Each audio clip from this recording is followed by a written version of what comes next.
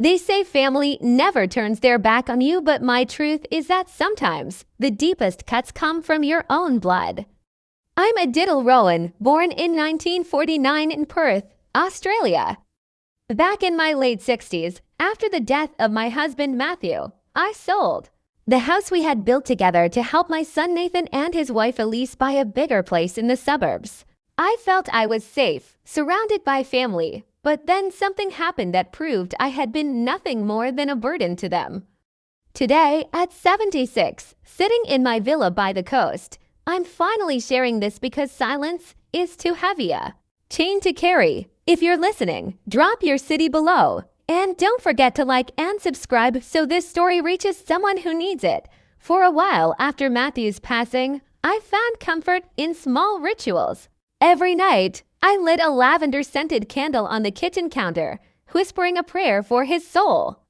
The fragrance filled the air like his memory filled my heart. It was harmless, just a flicker of light in the dark, but Elise began to sneer. "At it, Mom, you're too dramatic. This isn't a church," she'd laugh, waving her manicured hand through the smoke. Nathan would chuckle nervously, choosing not to defend me, his eyes fixed on the glow of his phone, my contributions in the house, babysitting their son Oliver, cooking hearty meals, scrubbing the bathrooms were brushed aside as though they had no value. When I set a plate of stew on the table, Elise would wrinkle her nose, too heavy. "We prefer quinoa now," my son would agree, as though the food he had grown up with was suddenly beneath him. It started small, those dismissals, a joke here, a sigh there, a whispered complaint that I was always underfoot. I told myself not to mind it, that they were adjusting to their own pressures. But each day, I felt myself shrinking inside that spacious house. My footsteps grew quieter, my presence thinner. The final insult came when they asked me to sign a formality for the mortgage. Elise said cheerfully, "Oh, Mom, the bank just needs your signature since your funds helped." Nothing big. I trusted them, and without reading the fine print, I signed. Weeks later, I learned I had signed away every right to the house. My name was nowhere on the deed. My heart sank into a pit I couldn't climb out of. That home, built with my husband's memory and my sacrifice, was no longer mine in any way. It might have been bearable if they had at least treated me with kindness. But humiliation sharpened the blade. At Oliver's 6th birthday party, the backyard filled with balloons and children's laughter, Elise made a point of mocking me in front of her friends. "Don't mind Mom, she's still lighting her weird candles for her ghost husband," she said with a glass of champagne dangling from her fingers. Her friends tittered, their eyes flicking to me with pity, or was it amusement? Nathan stood beside her, grinning stiffly. Something cracked inside me then, a fracture that would never mend. That night, when the guests had left, I quietly packed a small bag. Before I could even finish, Nathan came into the room. His voice was clipped. "Mom, Elise, and I think it's time you found your own space. You're making things tense here. Here's something to help." He pressed a crumpled $50 bill into my palm.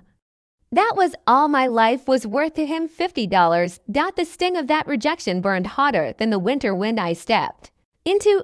I remember walking down the driveway, my bag slung across my shoulder, my candle clutched inside it like a fragile relic.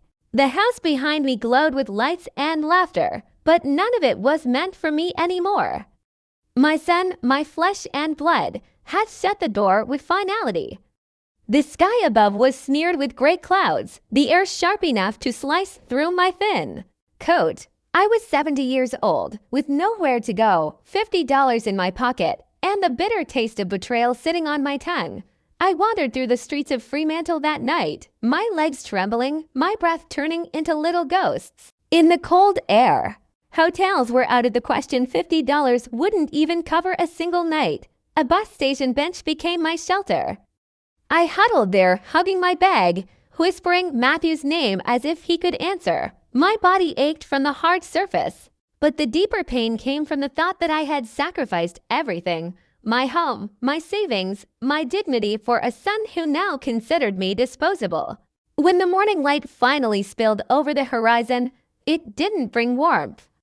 It only revealed how invisible I had become. People walked past me as though I were part of the bench itself, just another forgotten old woman dot in the days that followed. I survived on bread rolls from a bakery that closed late. Sometimes a kind stranger would offer spare change, and I would bow my head in gratitude, though shame twisted inside me. I avoided people who looked like they might recognize me.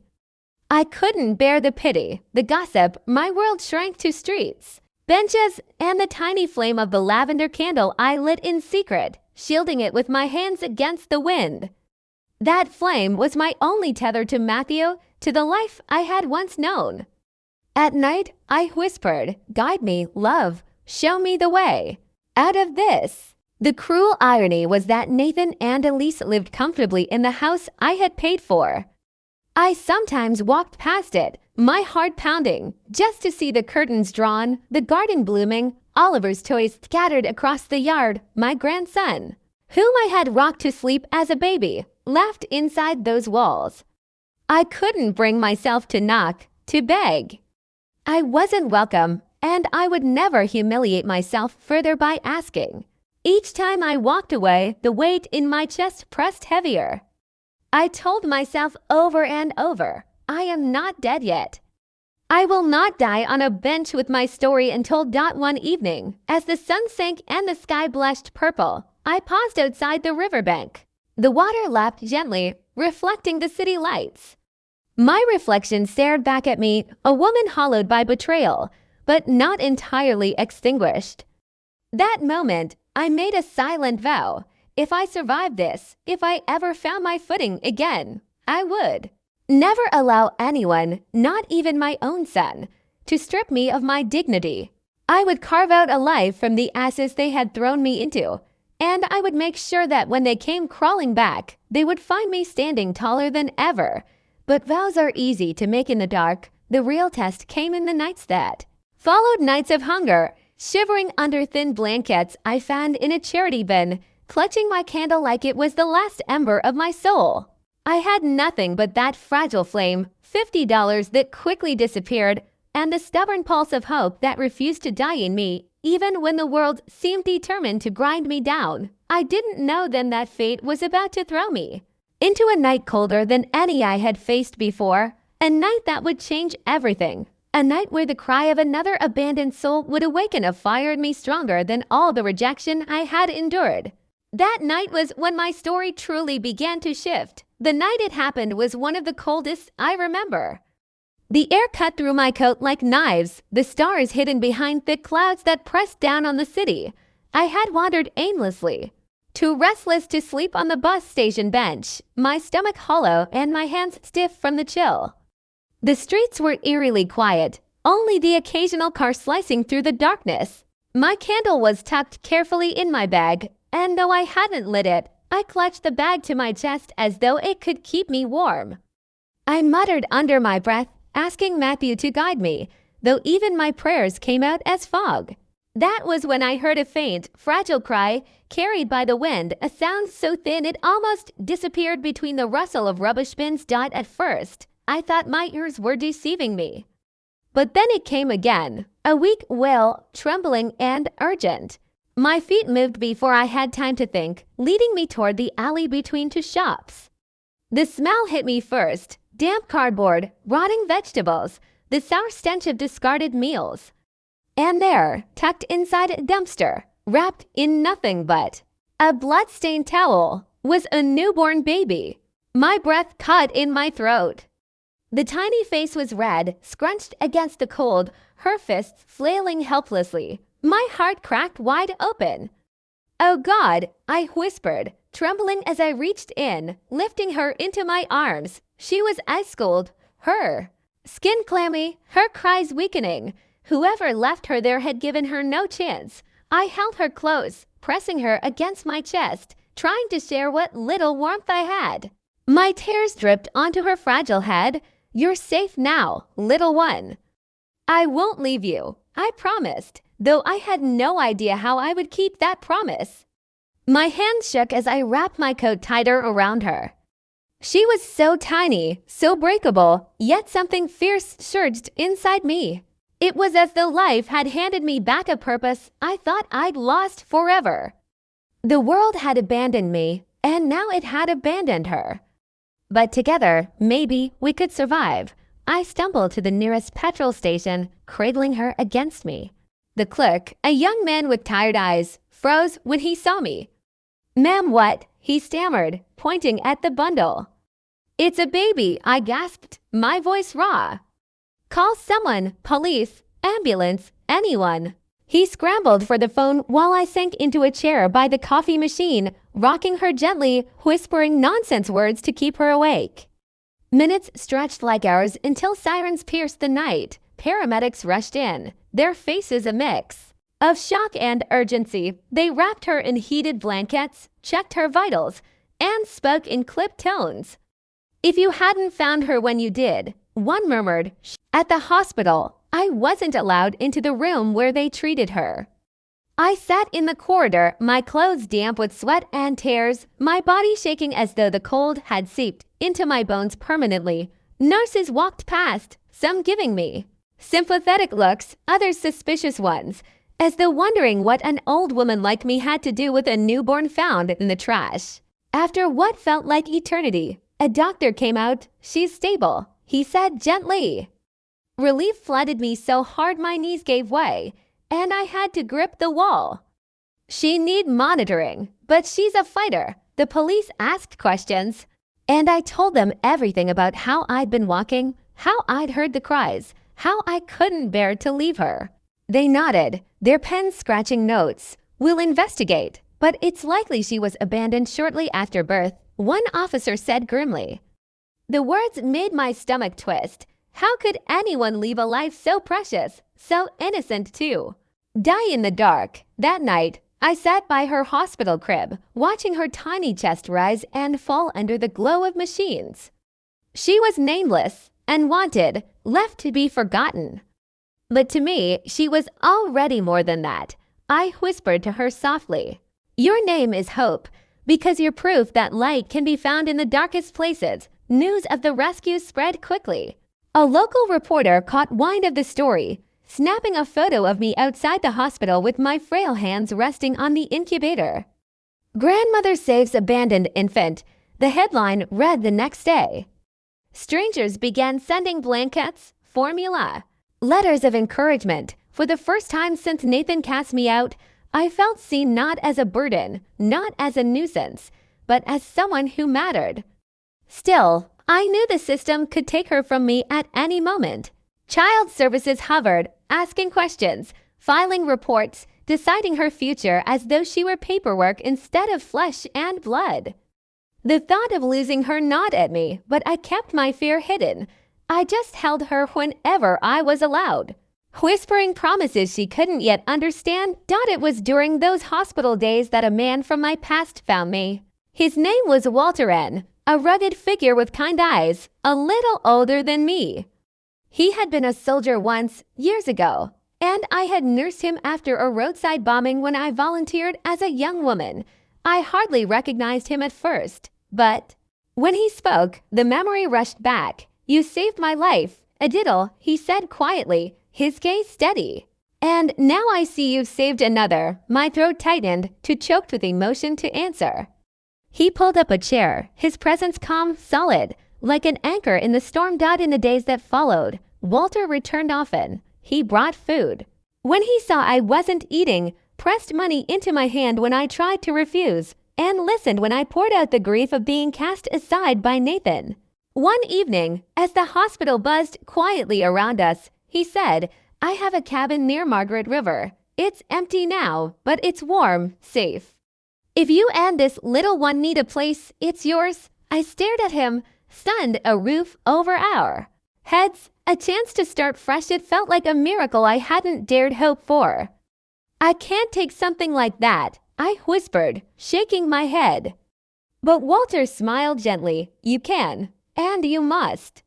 You gave me my life once. Let me give you back yours." When Hope was released into temporary foster care, I fought with everything I had to keep her near me. The courts hesitated. Who would entrust a newborn to a 70-year-old woman with no income, no home? But the public's outcry, the support from the community, and Walter's testimony all weighed heavily. In the end, the judge granted me guardianship. Temporary at first, I walked out of that courthouse with Hope cradled in my arms, her tiny fingers wrapped around mine. My heart swelled with fierce joy. For the first time in years, I wasn't empty. I had someone to live for again. We moved into Walter's cabin, nestled among towering gum trees. The air scented with eucalyptus. It was modest but beautiful, with wide windows that let in the morning sun and a fireplace that glowed warmly at night. I lit my lavender candle on the mantel, its flame dancing in the stillness, no longer ridiculed, no longer unwanted.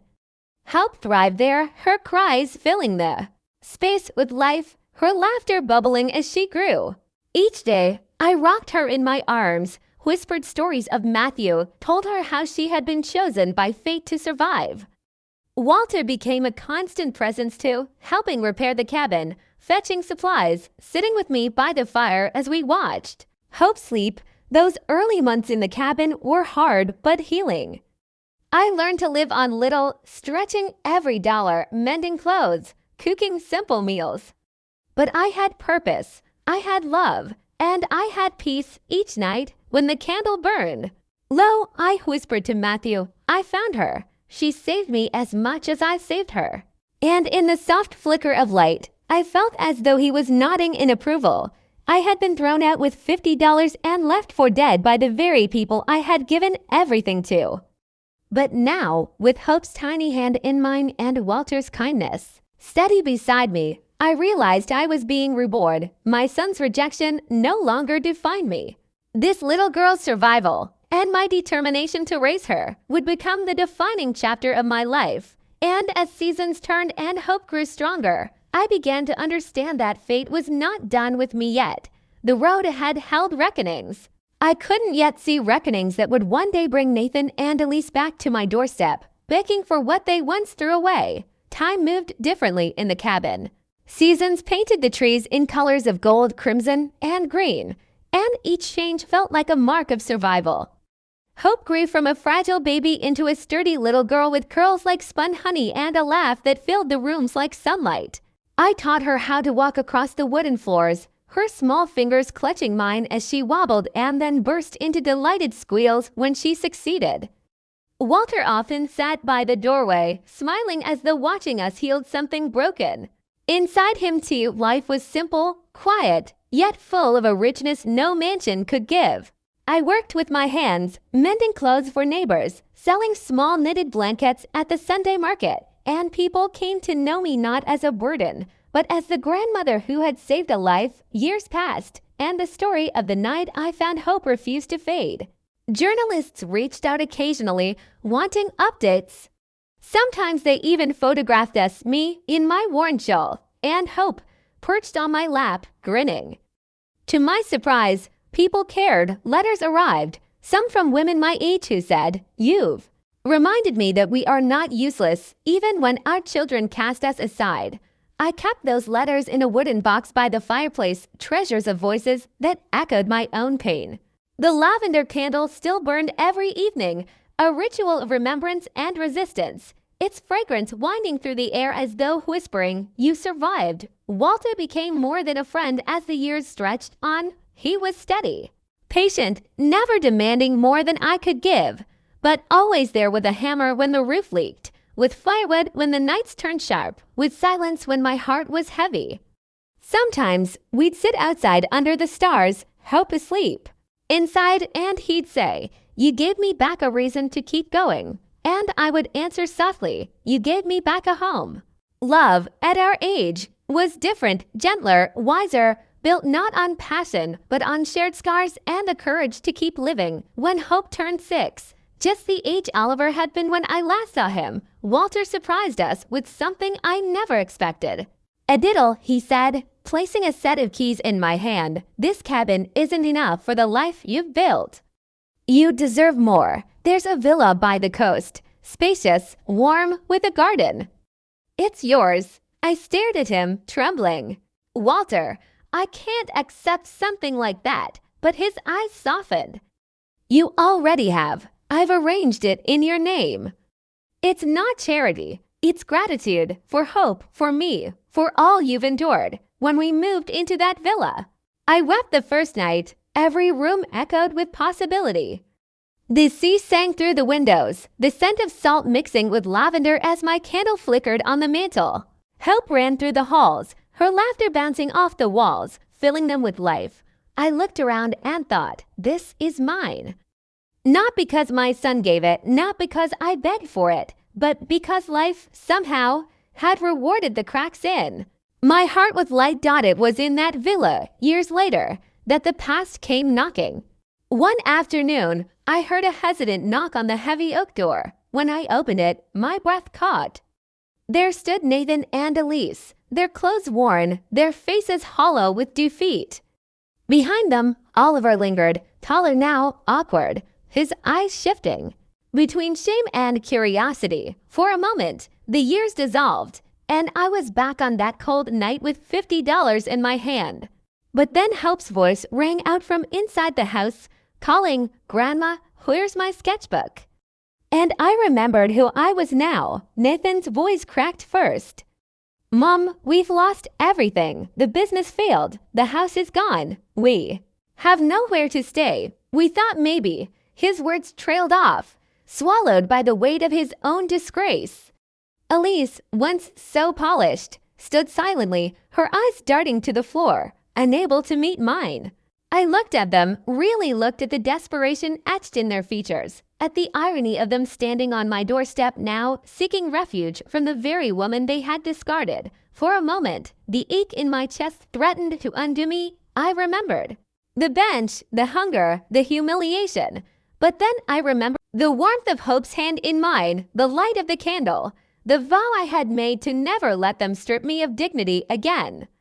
I stepped aside just enough for them to see into the villa, the grand staircase, the sunlight spilling across polished floors, the scent of lavender and baked bread lingering in the air.